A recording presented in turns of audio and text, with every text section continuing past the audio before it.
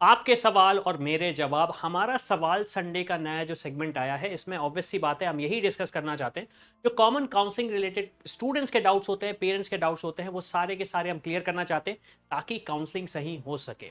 अब देखिए, सबसे पहला सवाल आया, महाराष्ट्र स्टेट के फॉर्म कब रिलीज होंगे। अब देखिए, महाराष्ट्र स्टेट की बात करूं तो मैंने एक सेपरेट वीडियो बनाया है जहां पे सारी स्टेट्स का मैंने आपको एक आइडिया दिया है कि किस स्टेट का फॉर्म कब रजिस्टर हो जाता है, कब स्टार्ट हो जाता है प्रोसेस। जैसे दिल्ली का स्टार्ट हो गया, महाराष्ट्र सॉरी कर्नाटका का स्टार्ट हो चुका है, फिर सीएमसी वेल्लोर की अगर मैं बात करूं तो उसका रजिस्ट्रेशन फॉर्म स्टार्ट हो चुका है। तो ये प्रोसेसेस स्टार्ट हो चुके हैं। लेकिन दूसरी स्टेट जैसे महाराष्ट्र की अगर मैं बात करूं तो महाराष्ट्र में प्रोसेस आफ्टर रिजल्ट होता है, यूजुअली आफ्टर रिजल्ट ही होता है, अभी से प्रोसेस स्टार्ट नहीं होता है। लेकिन ये सारी इंफॉर्मेशन स्टूडेंट्स और पेरेंट्स को नहीं मिल पाती, क्यों? क्योंकि काउंसलिंग पहली बार करते हैं। तो उस चीज से अगर आप बचना चाहते हो, कुछ कुछ स्टेट्स बोलते हैं हम सिर्फ फर्स्ट राउंड में ही रजिस्ट्रेशन लेंगे, उसके बाद रजिस्ट्रेशन नहीं लेंगे, तो उसके लिए आप हमारे एक्सपर्ट की गाइडेंस ले सकते हैं। वो आपको डिटेल में गाइड कर सकते हैं, बता सकते हैं कि आपको क्या करना चाहिए, आपके पास जो रैंक आ रही है, आपके पास जो बजट होगा, उस पर बेस्ट से बेस्ट ऑप्शन आपके लिए क्या हो सकता है। नेक्स्ट क्वेश्चन है, sir how to contact you. And obviously बात है, अगर आपको हमसे कांटेक्ट करना है तो नीचे डिस्क्रिप्शन में आपको डिटेल्स मिल जाएंगे, वहां से आप हमको कांटेक्ट कर सकते हैं। हमसे कांटेक्ट आप तब करें जब आपको कोई ऐसी इन्फॉर्मेशन चाहिए हो जो आपके पास नहीं मिल रही हो, जैसे इंटरनेट पे जो नहीं मिल पा रही हो, कि अगर किसी कॉलेज का रिव्यू चाहिए कि सर ये ऑप्शन सही रहेगा या नहीं रहेगा, अब्रॉड जाना चाह रहे हो तो सर क्या ये इंस्टीट्यूशन एनएमसी गाइडलाइन फॉलो करेगा या नहीं करेगा, ऐसे क्वेश्चंस लेके आप हमारे पास आए तो हमारी टीम आपको डिटेल में गाइड कर सकती है। अदर स्टेट वालों भी कर्नाटका की काउंसलिंग के लिए कर सकते हैं। अब ये एक बहुत ज्यादा डाउट है स्टूडेंट्स का कर्नाटका को लेके। कर्नाटका के फॉर्म सबसे पहले तो 18 फरवरी को खत्म हो जाएंगे, मतलब एप्लीकेशन प्रोसेस खत्म हो जाएगा। अदर स्टेट के स्टूडेंट्स कर्नाटका स्टेट में प्राइवेट मेडिकल कॉलेजेस में एडमिशन लेने के लिए रजिस्ट्रेशन करना कंपलसरी है। गवर्नमेंट मेडिकल कॉलेज के लिए सिर्फ आपको एमसीसी काउंसलिंग के थ्रू 15% जो सीट्स हैं गवर्नमेंट मेडिकल कॉलेजेस में वो करनी पड़ेगी, तो उसके लिए आपको रजिस्ट्रेशन करने की जरूरत नहीं है। काउंसलिंग क्या होती है, एक अच्छा क्वेश्चन है। काउंसलिंग देखिए, आप नीट का एग्जाम देते हो, नीट का एग्जाम देने के बाद आपके पास एक स्कोर आता है। जैसे स्कोर की मैं बात करूं, मान लीजिए अभी आपके पास एक स्कोर आ रहा है, ये हमारा रैंक प्रिडिक्टर है। अब इस रैंक प्रिडिक्टर पे अगर मैं आपका रैंक डालूं, आपने कहा कि सर मेरा स्कोर अभी 500 आ रहा है, तो 500 स्कोर पे मान लीजिए आपकी 176 रैंक आती है, 1,76,000 या फिर 2,81,000 का अगर आपके पास रैंक आता है, तो इस रैंक पे अब मुझे कौन से मेडिकल कॉलेजेस मिल सकते हैं, मेरी कैटेगरी क्या। मान लीजिए अगर आपने कहा सर मेरी कैटेगरी जनरल है, तो इसमें तो मैं क्या, मेरे पास ऑप्शंस पॉसिबल हैं या नहीं? आंसर है पॉसिबल है। आपके पास क्या कोई स्पेशल कोटा होता है या नहीं, कि आपके पास कोई स्पेशल कोटा है या नहीं, इसकी इंफॉर्मेशन भी स्टूडेंट्स के पास नहीं होती। जैसे माइनॉरिटी कोटा होता है, डिफेंस सर्विसेज का कोटा होता है, तो ऐसी इंफॉर्मेशन आपके पास होना चाहिए। जैसे मध्य प्रदेश में फ्रीडम फाइटर का भी कोटा होता है। तो ये इंफॉर्मेशन अगर आपके पास नहीं रहेगी तो बहुत ज्यादा चैलेंजिंग हो जाएगा। तो ये काउंसलिंग क्या होती है, अगेन प्रोसेस होती है एडमिशन लेने की, अलॉटमेंट करवाने की। वो कैसे करवाई जाती है वो तो आपको चैनल पे पता चल जाएगा, लेकिन अगर डाउट होता है तो आप हमारी टीम को रीच आउट कर सकते हो। डमी कैंडिडेट्स एलिजिबल होंगे या नहीं, एक बहुत ही अच्छा क्वेश्चन है कि डमी कैंडिडेट्स एलिजिबल है या नहीं।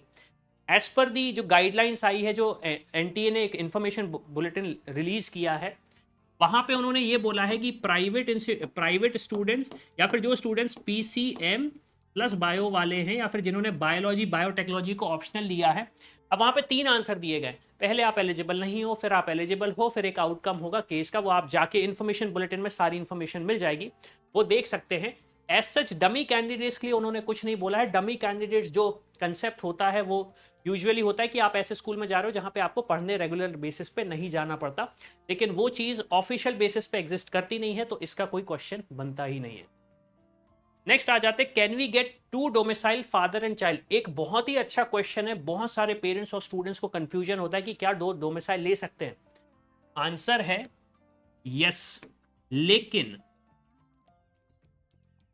दिक्कत हो जाएगी काउंसलिंग के टाइम पे। क्यों? क्योंकि एमसीसी अपना डेटा शेयर करती है स्टेट्स के साथ, स्टेट्स अपना डेटा शेयर करते हैं एमसीसी के साथ।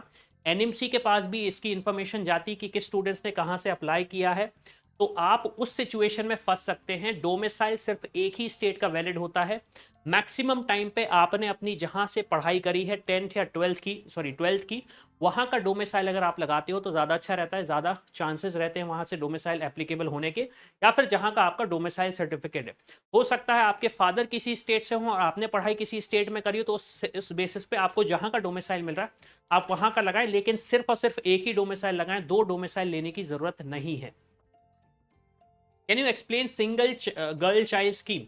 अब ये सिंगल गर्ल चाइल्ड जो कोटा होता है, ये कोटा स्पेसिफिक टू एक स्टेट होता है, स्पेसिफिक टू स्टेट होता है, ये ऑल इंडिया लेवल पे नहीं मिलता।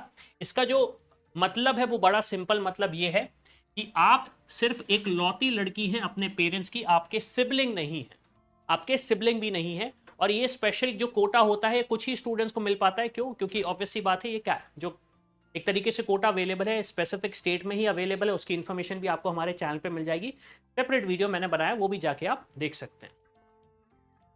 क्या एप्लीकेशन अप्लाई करते टाइम डिफेंस डिपेंडेंट कैटेगरी होती है? अब ये एक अच्छा क्वेश्चन है, लेकिन इस क्वेश्चन में एक जो कंफ्यूजन है वो ये है कि क्या मैं जब एप्लीकेशन फॉर्म फिल करूंगा तो क्या मुझे अपना डिफेंस सर्विसेज का कोई इंफॉर्मेशन देनी पड़ेगी? आंसर है नहीं।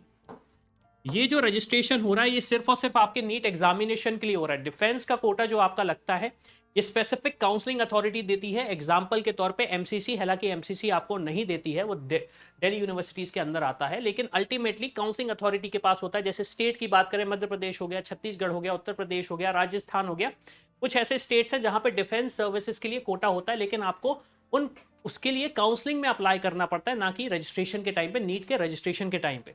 अब क्वेश्चन ये आता है कि हमें कैसे पता पड़ेगा हमारी स्टेट में डिफेंस का कोटा है या नहीं? ये तो चीज आप पता कर सकते हैं, हमारे यूट्यूब चैनल पे वीडियोस बने हैं। अदरवाइज अगर आप चाहते हैं कि एक्सपर्ट आपको गाइड करे और बताएं कि क्या क्या चीजें आप कैसे कर सकते हो, क्या क्या राइट स्टेप रहेगा, डिफेंस कोटा कैसे अप्लाई करना है, कैसे एप्लीकेबल रहोगे उसके लिए, अगेन वो आपको डिटेल में गाइड कर सकते हैं कि सारे के सारे स्टेप्स आपको कैसे लेने हैं। सो आई होप्स बहुत सारे ऐसे मल्टीपल क्वेश्चंस हमने पिक किए जिनके आंसर आपको मिल चुके होंगे। कोई और कंफ्यूजन है, कोई और क्वेश्चन है तो अगेन आप कमेंट करके पूछ सकते हो। चैनल को सब्सक्राइब करके जरूर रखना, और हाँ, जो सपना देख रहे हो डॉक्टर बनने का वो पूरा जरूर करना है। क्यों? क्योंकि हमारा सपना ही है डॉक्टर बनने का। इसी के साथ मैं हूं अविनाश, मेरा काम है रास्ता दिखाना, उस पे चल के डॉक्टर बनना आपका। I hope you like this video. For more such videos, keep watching our channel. And do not forget to like, share and subscribe.